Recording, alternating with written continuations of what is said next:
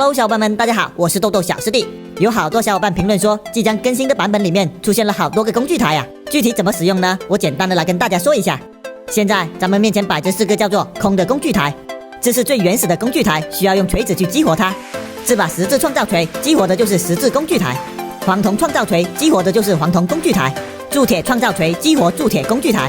那当然，钛金锤就激活钛金工具台。嘿嘿，咱们来分别看一下它们都有什么功能。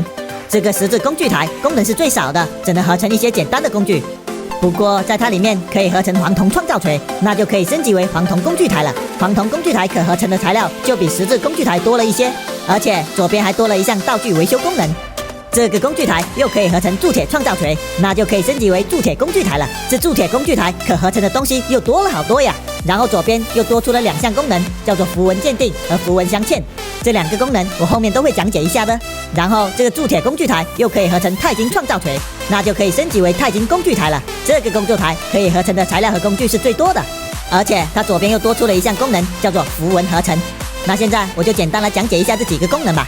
道具修理这一项是跟咱们老版本维修台一模一样的功能。下面3个符文功能咱们要测试，还得拿出新的材料来哦。这个蓝色的叫做符文鉴定石。接下来就是3种符文，它们分别是攻击符文、防御符文，还有效率符文。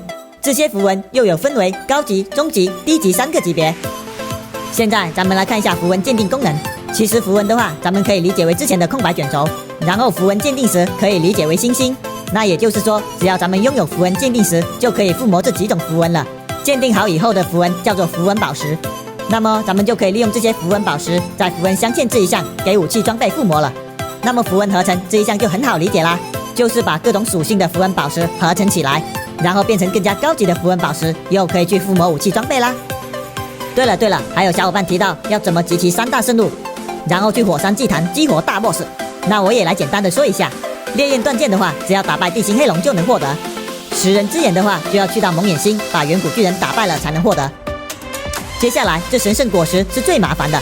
首先咱们要打败陨石神，获得神圣树的种子，然后用这种子在土地上种植，种植以后它就会变成一棵高大的神圣树。哦，对了，这神圣树还不能用便便去给它施肥的哦，嘿嘿，毕竟是神圣的东西了，肯定不能用臭臭的便便了。